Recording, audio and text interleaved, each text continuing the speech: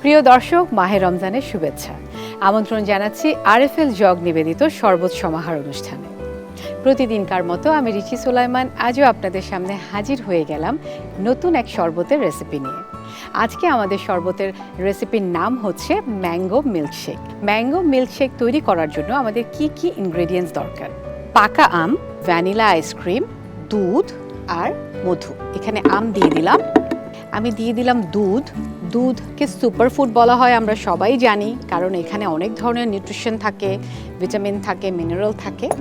আমি দিয়ে দিচ্ছি একটু হানি, অ্যান্টিঅক্সিডেন্ট, যা আমাদের রোগ প্রতিরোধ ক্ষমতা বাড়ায়।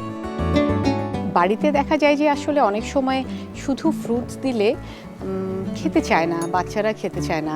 সে কারণে এটার টেস্টটাকে একটু এনহ্যান্স করার জন্য আমরা হানিটা ইউজ করি, আমরা আইসক্রিমটা ইউজ করি। আর এখানে আমি ভ্যানিলা ফ্লেভার নিয়ে নিয়েছি। আপনারা চাইলে এখানে ম্যাঙ্গো ফ্লেভারের আইসক্রিমটাও দিতে পারেন, তাহলে একদম পুরোটা ম্যাঙ্গো ফ্লেভারই থাকবে। বাট আমি এখানে ভ্যানিলা নিয়েছি সো দ্যাট এখানে একটু ভ্যানিলার ফ্লেভারটাও পাওয়া যায়, একটু ম্যাঙ্গোর ফ্লেভারটাও পাওয়া যায়।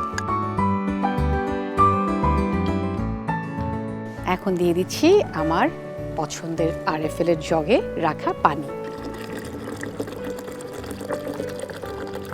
এখন আমি শরবতটাকে ব্লেন্ড করে ফেলবো।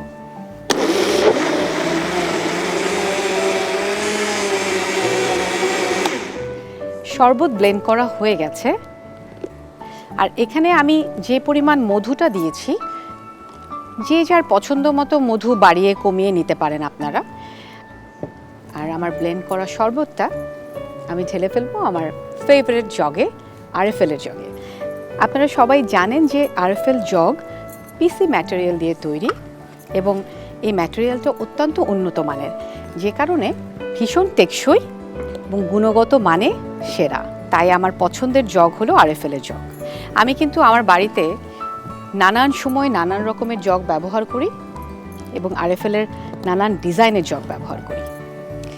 এখন আমি গ্লাসে ঢেলে ফেলবো আমাদের ম্যাঙ্গো মিল্কশেক।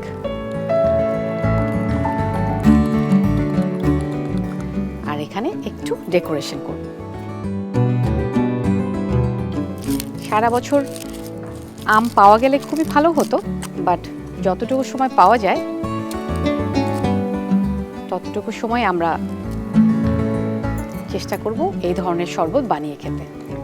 আর একটা স্ট্র দিব। বিশেষ করে আমি স্ট্রটা তখনই দেই যখন আমার বাচ্চারা খায়। তো আমি আশা করি যে আপনারা বাড়িতে অবশ্যই এটা ট্রাই করবেন এবং বড় থেকে বাচ্চা সবাইকে খাওয়াবেন। আমি নিশ্চিত সবাই অনেক পছন্দ করবে। তৈরি হয়ে গেল আমাদের ম্যাঙ্গো মিল্কশেক। প্রিয় দর্শক, আশা করছি আমাদের আরএফএল জগ নিবেদিত শরবত সমাহার অনুষ্ঠানটি আপনাদের ভালো লাগছে এবং আমরা কিন্তু প্রতিদিন নতুন নতুন শরবতের রেসিপি এখানে শিখতেও পারছি, দেখতেও পারছি। তাহলে আজ এ পর্যন্ত। কাল আবারও দেখা হবে আরএফএল জগ নিবেদিত শরবত সমাহার অনুষ্ঠানে। আপনারা ভালো থাকবেন, সুস্থ থাকবেন, চোখ রাখবেন দীপ্ত টিভির পর্দায় এবং দীপ্ত টিভির ডিজিটাল প্ল্যাটফর্মে।